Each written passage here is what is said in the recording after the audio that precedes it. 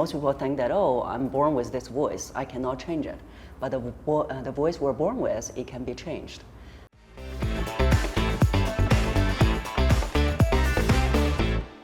Welcome to Yana TV. Today our guest is Cynthia Zhai. And Cynthia, thank you so much for joining us today. Sure, thank you for having me, Yana. So you were born in China, you said. In which city? Tianjin, near Beijing. Near Beijing. Yeah. China is ironically the only or very few countries in the world I haven't been to yet. Okay. So I'm always very curious to visit. So how was that growing up there? I'm the second child. Yes. So probably have all the second child symptoms. Growing up, I think I have very strict dad. And my mom is very nurturing, so that's why that I feel very blessed to have a mom who is very feminine, very nurturing. And my dad was the one that I was kind of stay away from because he was very strict. He can be very critical. So that's how I was growing up like. And you have two more siblings, is it correct? Yes, yes. So I have elder sister and younger sister. Your sisters live in China. In China? Yes. Are you close with them? Very close because we grew up as three girls that were together playing and talking, so we are very close. So how is a girl who was born in China and also very close to her sisters ended up living in Singapore? So because my dad was very strict and one of my young childhood dreams was to stay away from him. This is very honest. So then when I was in college, I went to Shanghai, a little bit further away. And then after I graduated, I took up a job in Shanghai for about almost 2 years. And then there was a job opportunity in Singapore. Then I came and stayed even further away. You know, I can actually relate to this, and I don't know what is your relationship with your father now. I mean, I had a difficult relationship with my mom, who I love dearly, but I wanted to stay away from her for a very long time, especially ironically, because I wanted to get married. And I felt if I'm too close, and she's so critical of all my boyfriends, I'm not sure I will ever get married. So I left, actually that's the reason why I left St. Petersburg and then Russia 20 years ago, just to get my life and to reclaim my identity. So I can totally, relate with that. That sometimes we find ourselves on distance from our family, even though we love them dearly. Yeah. Okay, so you came to Singapore, and when was that, you said? That was 16 years ago. 16 years ago. Yeah. Okay, so it's very similar. I am here about at the same time, so it's okay. a lot of similarities with this. Yes. How do you feel, in your experience, Singapore changed in the last 16 years?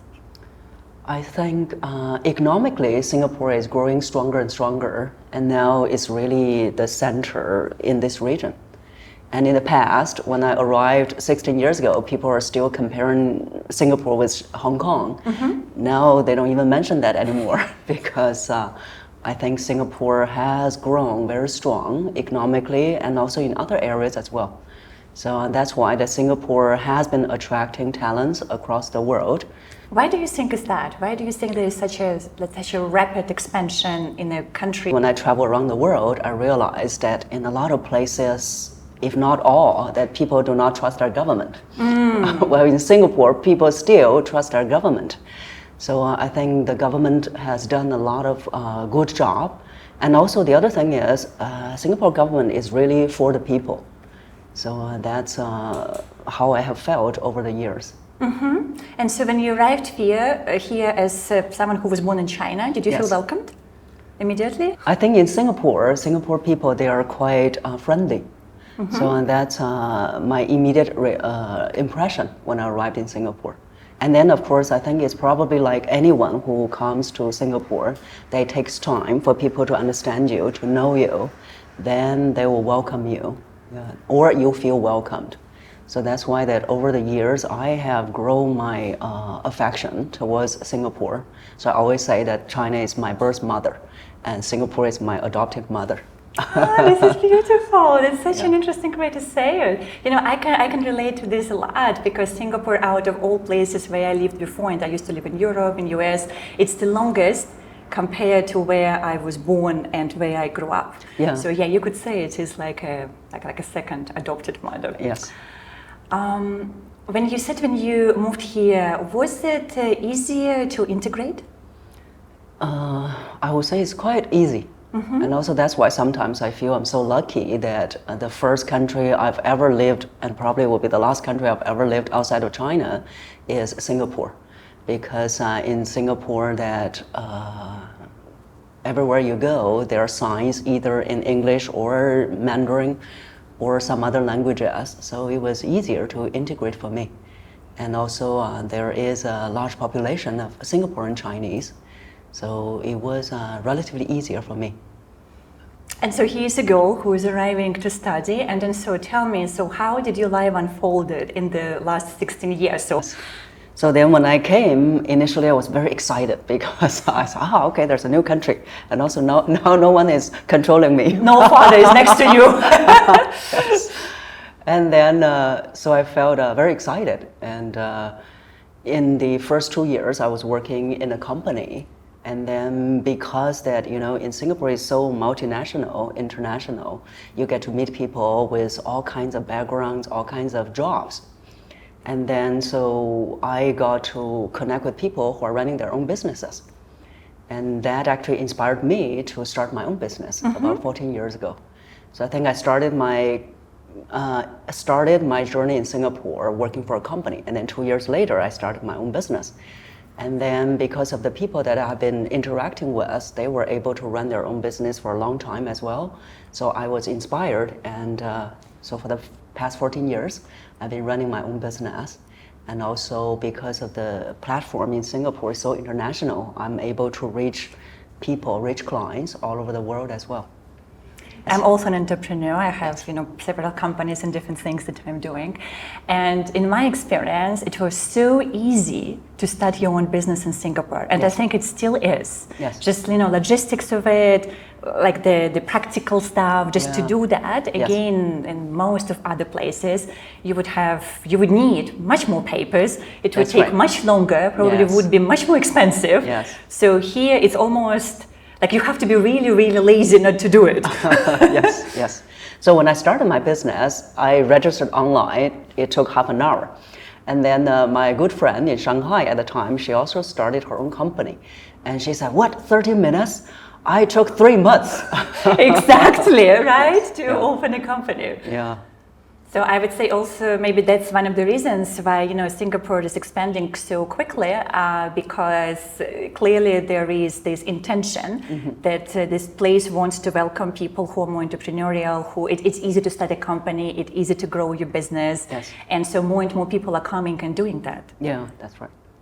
Tell us about the business. So I help people speak with a more powerful voice so that they can be heard, they can project more presence, more gravitas whenever they speak, so that they can make an impact in other people's lives.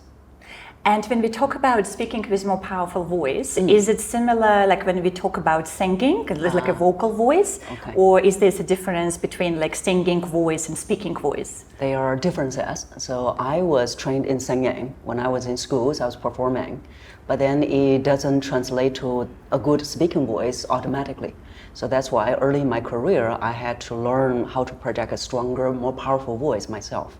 So there are some similarities, but there are also a lot of differences between singing and speaking voice. And is it different also for men and women when we talk about, deepening or making your voice stronger? Okay, yes. So there are some differences between men and women, but the process they're going through is actually the same. So the voice, most people think that, oh, I'm born with this voice, I cannot change it. But the voice we're born with, it can be changed. So the reason is because most people are speaking from here, so-called from here. Yeah, like very, very high. Yes. And they say women often speak very high. Yes. So that's the voice that before they develop, which is so-called coming from here. And then the voice I take them to develop is coming from the body. And so that's why sometimes I say voice is very physical. So the mistake that my clients would always make is they are trying to think their voice, think that I need to make my voice stronger. It's not by thinking, it's by getting into the body. So that's how we change the voice from here to the body. When you have the body as the sounding board, you project a much stronger voice. To the majority of the population, it's a deeper voice. But most importantly is that you start to engage more of your body to speak. Then when you start to engage more of your body to speak, you become more present. You are more grounded. Is there anything you can teach me right now on camera how I can deepen my voice? Yes. So the simple exercise we can do is to make a sigh. Sigh with a sound. Like take a breath in and then we do. Okay, let's do it together. So take a breath in and then we do.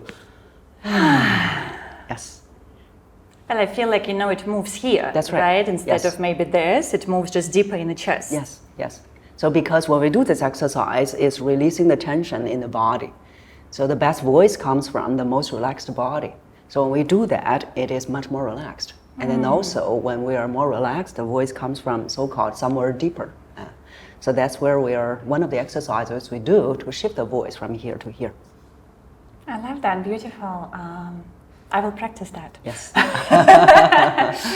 Yes. So anything else that we want to say to people who would like to work on their voice? Just something that they can do? Breath is what powers the voice. So people have to learn how to breathe properly. The default breathing most people are doing is the wrong one. So for example, now probably you will do the proper one because I know you practice yoga. So for other people who have not done any type of exercises, so if I ask them to take a deep breath, they will probably do this one. Through the chest, right? Yes. And it sort of tightens up. Yeah, so that means that the breathing they have been doing is not correct. But the good news is they have potential. So they can change it. And the proper breathing is, so when we breathe in, the belly should come out. So we breathe in, belly comes out, and then when we breathe out, belly goes in. So that's the proper breathing that they need to learn and also make it a habit. What they want to do is they are going to just focus on this breathing for about 2 months. So then once the proper breathing is becoming a habit after 2 months, then they will learn how to use the proper breath to support the voice. And to use the proper breath to support the voice is so-called speak from the diaphragm. And one of the exercises they do is the sighing, sighing with a sound. I remember a long time ago I was taking vocal classes. I remember that there were so many exercises around abdominal breathing. Yes. How do you hold the air? How do you hold yourself? Yes. So it's interesting how it's all interconnected. Yes. Okay, so those were great tips. Now just a few questions about you. Yes. When you look back at your younger self, Yes. that younger self that was leaving China 16 years ago, what advice would you give to yourself? I probably would just say that you're on the right track because for my entire life, I have always been listening to my own heart. So whatever I feel is right or what I feel called for, I'll just go for it. So I never did something that I feel, I have to do this, later on I will regret. That seldom happens. So I will say to the younger self that keep doing whatever you have been doing. That's a good one. Okay, keep doing whatever you have been doing. Yes. What is one event in the past that happened in your life that you feel really shaped you who you are today? One is really to start my business. Because in my entire life, before I start my business, I never thought that I'm someone who is going to run my own business. I always thought that I would be working for a company, working for other people. And then when I started my business, even for the first year, I was always telling people that for the first year, I felt the growth that I have gained is the sum of the entire past 20 plus years. So it was such a big transformation to me, mentally and emotionally. Even now, so running your own business is really a test of who you are, what you can do to develop your own potential to the fullest. And so then for other people who perhaps thinking about starting their own business or maybe have been running the business and sometimes wondering, do I still want to do that or do I want to get a job in a company? Yeah. Right? So is there something you would like to tell them? It's really to ask yourself that whether you have something, like you have a message, you have something in you that you really want to get out. If you do, then there are different ways to get it out. Some people, it could be running your own business to get it out. Some people, they can do that while working for other people. It's really to ask yourself what suits you. So I know that after running my business for so many years, I'm unemployable. And because there are times, running your business is never easy. It's not going to be easy even after 14 years. So you have to ask yourself that if you were to go back to the corporate, how would it be like?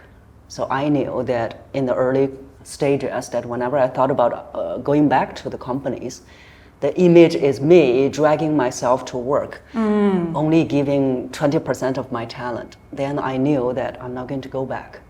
But for some people, it may work. So it's really that ask yourself, what is it that you want? And the other thing is, running your own business will always have challenges. When the challenges come, it doesn't mean that, okay, I'm not built for this. Let me find a job. No, it's just a bump on the road. And what do you think is the best way for us to overcome the challenges, especially in business? One is really to ask for support.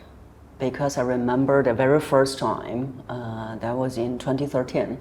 So I started my business 2010. So in 2010, in the first 2 years, it was kind of going up. And then after that, 2013, they hit a plateau. But for me at the time, I didn't know it was a plateau. I was just frustrated. I think, okay, maybe I'm not built for this. Maybe I should go back. But then because of the support that I got, the friends that we also met in Speakers Association, that the mentor that I have at the time, and he told me, he said, oh, you're just hitting a plateau. It's not that you're not built for this. So then I realized, oh my God, I've been in the business so long, in the struggle for so long, I couldn't see the big picture anymore. Then I realized, oh, okay, thanks to people who are around me, then they can see something that I couldn't. So I think it's really ask for support because we are not going to be able to do this on our own. If you look at your life, what do you feel would have been maybe like one motto or sentence to describe who you are today? How would you describe Cynthia? So I think one quote that I read many years ago, the ship is not built to dock at the harbor. So the ship is built to go into the sea, to experience all these turbulence, experience everything. That's what life is. So I think that's probably kind of my motto, that I know that whatever I do I'm not just going to be sitting here and feeling quietly for my entire life. So my life is built for me to go out and get bruises, get challenges. I think that's what life is. And where are you heading right now with your life? Like, where would you like to head so we can all cheer you up with this? So sharing with the group that I was in, I organized that we were doing a meditation. And then in the meditation, so we're thinking about, okay, now you're at the end of your life. Where are you now? So it sounds funny or maybe even egoistic. So when I came out of the meditation, I said, at the end of the life, I became Buddha. That's right, my alley. So what does it mean? To me, that I am enlightened to the level that I wanted to be. I'm enlightened, by the same time, I can share what I have learned to other people. So I think that's the stage that I want to be in at the end of this life. Beautiful. I have quite a few friends of mine, women often, who are married and have children, and we have this running joke with them when they tell me, you know, Yana, we are counting on you. So when the kids grow up, you better have a luxurious ashram somewhere where I can move in and have an amazing retirement with all my girlfriends. Yes. And then we're going to do meditation and yoga and other practices.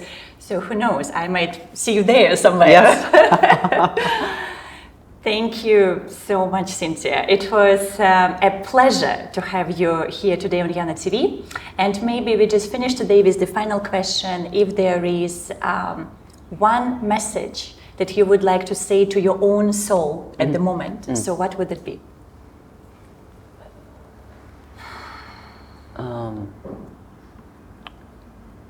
I think it's still that the message is you're on the right track. Whatever is happening, whatever has happened, whatever will be happening, is all for your highest good. Even if you are going through shit, it means you're on the right track. And that was Cynthia Zhai with us today on Yana TV. Guys, remember to subscribe to the channel, connect with Cynthia, connect with me, and we always love your comments so we can have a conversation about being on the right track or becoming Buddha at the end or building a business, multinational business in the meantime. So thank you for being here today. Thank you for having me.